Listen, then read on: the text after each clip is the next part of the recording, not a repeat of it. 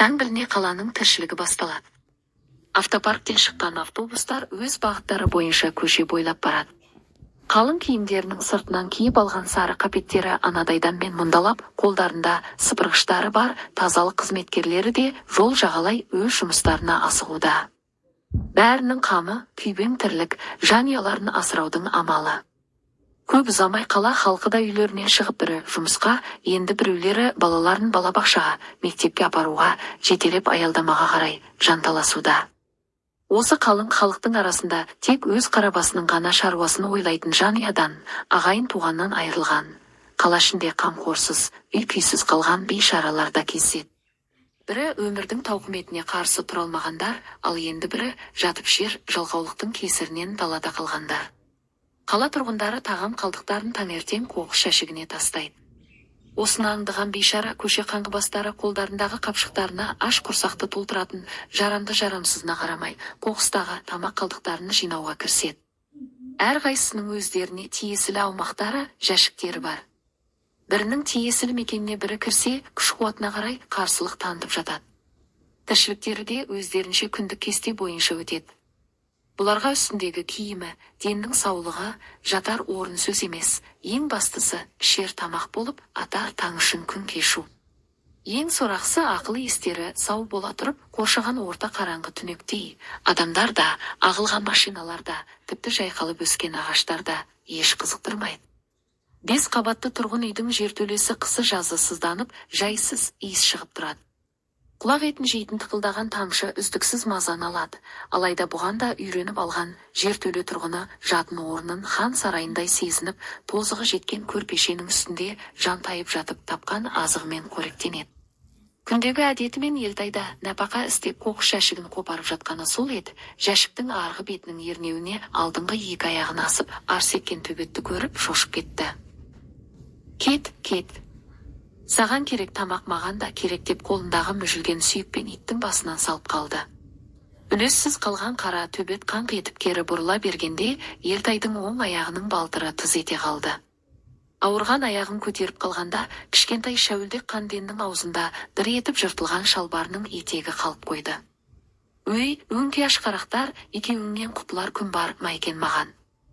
Адамша тамақтанайын деп пе едіңдер, әлде мен сендер сияқты ит болайын дегенім бе?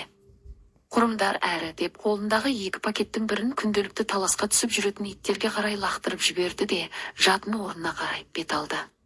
Көктемде күн нұры шуақты болғанымен өктем жел өн бойыңды бойлап алады. Елтай қабір басында қанша тұрғанында бойына өткен суықты да елер емес. Бар ойы өң мен түстің арасында ғайып болған ата-анасының өліміне сенер емес. Жаратқан Аллам өзі бір күнде пендесін жаратқанымен, алар күнін білгенімен, пендесі мұны білмеген демекші, тосын өлімге қатты налып, ата-анасын қара жердің қойнына қиып тастап кеткісі келмей тұр. Жол апатынан көз жұмған әке-шешесі Елтайдың үйлі баранды болғанын көре алмай кетті. Бір уақыттарда оның көз алдына ас үйдің ішінен, балам, қолыңды жуып кел, тамағыңды іш деп анасы шақыратындай елестеді. Алайда есін жиғанда көз жанарын жуған, жастан әрең деп алдында ата-анасы жатқан 2 төмпеші қабірі көрінді. Жүрегі тағы да кеудесіне сыймай аузына тығылды. Жығылғанға жұдырық дегендей, ақшаның аздығына, өмірінің жайсыздығына, шыдамаған келіншегінің кетіп қалғанына 2 жылдай уақыт болған. Оның үстіне темір жолда машинист болып істеген жұмысынан қысқартылып, 2 айдай бос жүргені де жанына батып жүрген. Енді міне, мазасызданып жүргенде тағдыр тіпті сорлатты. Ата-анасыз, жанұясыз, жұмыссыздық Елтайды айға жеткізбей есеңгіретіп жіберді. Күнделікті тамағын тауып жеудің өзі де қиынға түскені аздай үйінің төлемақысы бір жағынан қыспаққа алды. Қол ұшын берер ағайындары да теріс айнала бастады. Сорлап қалған Елтай кісіні кейде таршылық сынайды, кейде баршылық сынайдының күйін кешті. Жесірін жылатпайтын, кемтарды мұқатпайтын қазағымның қаймағы бұзылмаған ата жолы соңғы кезде сұйылып басқа арнаға түскен секілді. Бір кісі таққа отырса, 40 кісі атқа қонадының заманы келіп, өз кіндігін өзі кесетінің шағы боп тұр. Көп кешікпей Елтай үйсіз күйсіз далада қалды. Панасы жертөле, азығы қоқыс жәшіктен бұйырғаны. Шәуілдек қаншық жыртқан шалбарының етегін мыссымен екі жерден бүріп алып, тозығы жеткен ақ қапшығын қалтасына салып тысқа шықты. Күздің белі ортасы. Жер тоңазып аспанды сұр бұлт қаптап, солтүстіктен суық жел соғып тұр екен. Аяғындағы баусыз, тозған кроссовкасы, жұқа кәстөм шалбары күздің ызғырығына қарсы тұрарлық киім еместігін ойлап, түске дейін біраз жерді аралап, қалдық киім кепшік іздеуге шықты. Адамның басынан бағы кеткесін бабы да кетеді. Бабы кеткеннің өмірге деген көзқарастың оты да сөне ме қалай, көшеде жүрген адамдардың үстіне киген киімдеріне де көз салмай, қызықпай, тек ескі құсқы болсын жылырақ киім табуды ойлап, әр жәшікті тінтіп, жоғын іздеп біраз жүрді. Осылай жүріп аяғына бір пар көнетоз етік, үстіне бір жеңі сөгілген күртеше тауып, жол жөнекей өз жәшігінен тіске басар бірдеңе табылар ма деп қопарыстырып жатқанда, қоқыс жәшікке бір дорба қалдықты әкеп тастап жатқан әйелдің көзіне көзі байқаусызда түсіп кетіп еді, іші жылынып сала берді. Осы күйде жүргелі адам баласына көз тоқтатып көрмеген оған, бұл қылығы оғаштау болғанымен, ол әйел соңғы жарты жылда өзіне тура мейірімділікпен, сыйластықпен қараған алғашқы адамы еді. Өзімен шамалас әлгі келіншектің көз жанары жалындап жанып тұрмаса да, көз тұңғиығында ізгіліктің, адамгершіліктің нышаны сезіліп тұрған. Елтай бейтаныс адаммен кездескелі өзгеріп сала берді. Өмірге деген құштарлық сезімі оянғандай болды. Соңғы кездері қоғам, жұмыс, азаматтық парыз деген санасына кірмейтін, ендігі жерде күнделікті жейтін тамағын ғана ойлаудан басқа қайтсем ел қатарлы боламын деген сұрақ мазалады. Күндіз далаға шыққанда жан-жағына қарап, өзінің бейшара кейпінен алып қысылатынды шығарды. Қоқыс жәшіктерді аралау, иттермен шуылдасып таласқа түсу бәрі ерсі көріне бастады. Адамды бір ғана жылы көзқарастың өзі өмірге жетелейтініне көзі жете бастады. Ендігі ойы қайтсе де, қандай болсын жұмысқа кіру болды. Осылай жүріп өзінің мекеніне айналған үйдің аула сыпырушысы болып жұмысқа тұрды. Құжаттары бар, ақылы есі түзу, тек тұрағы жоқ. Өзін жұмысқа алған орта жастағы Құдайға қараған комендант әйел әр жұма сайын аз да болсын еңбек ақысын бере бастады. Қыстың басы алай-дүлей борандатты. Күзде киген бір сыдырғы жұқа киімінен басқа киімі жоқ. Айына 4 рет алатын аз ақшасы тамағына ғана жетеді. Елтай таңертең жертөлесіне шыққанмен, суыққа беттей алмай күрегін ұстап, есіктің сыртын паналап тұрған. Әлден уақытта бірінші қабаттағы темір иісі қоңыраулатып ашылып, шығып келе жатқан ана жолға бейтаныс келіншекті көріп, тани кетті. Бірақ өздігінен қысылып бетін теріс бұра қойды.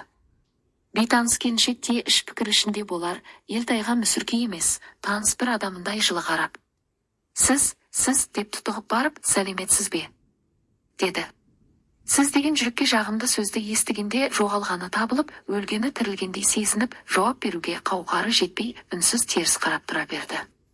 Әйел Елтайдың үндемегеніне таң қалып, бұл кісі саңырау не сақау ма екен деген оймен асығыс, аяғын тез басып жөніне кетіп қалды. Елтай болса, дүние астан кестең болғандай не ойларын білмей аңырап тұрып қалды. Бейтаныс келіншек өзі істейтін кітапханасына келгенімен, өз үйінің жертөлесіне қоныстанған жігітті әлсін еске алумен болды. Оның күнара көріп жүрген әлгі бір жігіт үй-күйсіз демесең, арақ ішіп домалап жатқанын, сақал мұрты кеудесіне түсіп, кім көрінгеннен қайыр сұрап жүргенін көрген жоқпын. Тозығы жеткен ақ дорбасымен қоса қолында кітап не газет, журнал ұстап жүреді. Бірақ үндемейді. Неге? Бұның жанашыр ешкімі болмады ма екен? Ертеңгісін тағы кезіксе, аздап ақша берсем қайтер екен деп, қалың ойда отырғанда өзінің жолдасы да есіне түсіп, ойы жалғасып кетті. Сәкен арақ ішпегенде, күнара мас болып келіп, маған қол көтеріп, жөн жосықсыз айғай шығара бермегенде, қазіргі күні балалы шағалы, әжептәуір үй болып отырар ма едік.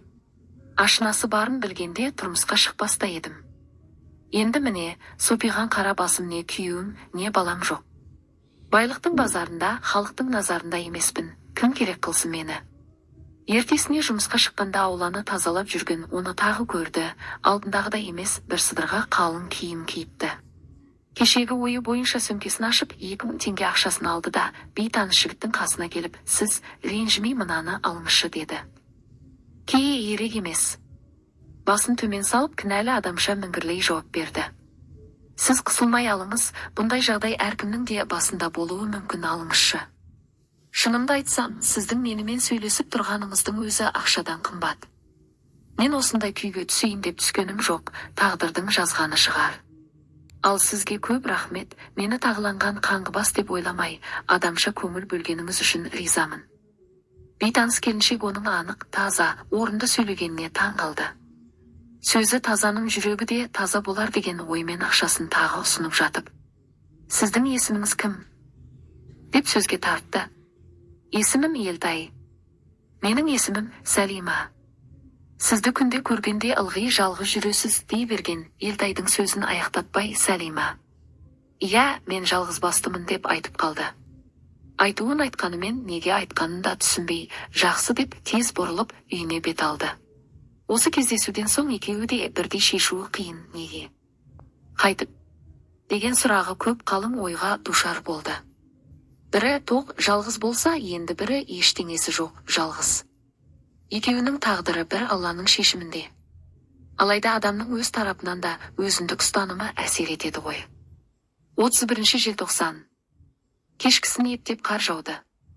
Аспандағы аппақ толған аймен жарыса, жұлдыздар да сәулесін шашып жарқырап тұр. Қала халқы үлкен бір қарбалас үстінде. Бұрынғы жаңа жылдан әлі арылар емес. Елтай мазасызданып сыртқа шықты. Жаңа жыл оған күнделікті күнмен бір, себебі өзін құттықтайтын, не оның өзгені құттықтай алмайтыны, жаңа жылға арналып жайылған бай дастарханды көрмейтіні.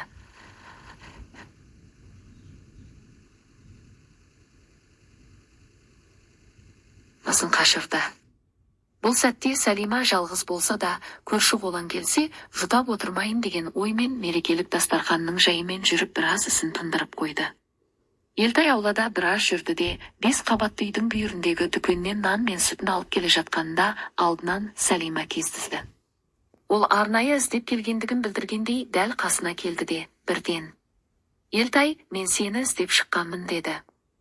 Елтай болса тосын кездесуге тосылып қалды. Сәлеметсіз бе? Жаңа жылыңызбен. Бірге болсын. Елтай сөге жамандамаңыз, мерекені бірге қарсы алсақ қайтеді, шақыра келдім, жүріңіз деді. Осылай жасау Сәлиманың ойына аяқ асты келген. Не үшін, неге екені бір Алланың еркінде. Алайда ол мереке дастарханын дайындап жүріп алдыңғы демалыста үйінде Елтаймен бір болғанын ой елегінен өткізген болатын. Елтайды қоярда қоймай үйіне кешкі асқа шақырған. Сондағы Елтайдың ыстық сорпаны іше алмай әлсін шашалғаны, көпке дейін шай құйған кесені қолына бір алып, бір қойып ыңғайсызданғаны Сәлиманың ішкі жан дүниесінің астан-кестеңін шығарған. Жігіттің 12 мүшесі сау бола тұрып, осыншама бейшара күйге түскені оны қынжылтпай қоймаған. Осылайша кездескен кеше есіне түскен шақта есі кетіп, ол бірден пальтосын жамыла салып, алып шұпталаға жүгіре шыққанда іздегені алдынан кездескен. Құдіреті күшті Аллам екеуін осылайша жолықтырды. Көріп алған көріктіден, көрмей алған текті артық деп бабаларымыз бекер айтпаған шығар. Осы түн, осы шақ, ашық аспан, жарық ай екеуінің ендігі кезде бақытты, баянды ғұмыр кешетіндігіне куә болды. Бақ дәулет, махаббат пен сүйіспеншілік байлықты ғана емес екенін осы екеуінің тағдыры дәлелдегендей. Қазіргі таңда бұлар балалы шағалы болып, еңбектің ең бастысы адамгершіліктің арқасында сәні мен мәні жарасқан әдемі күн кешуде.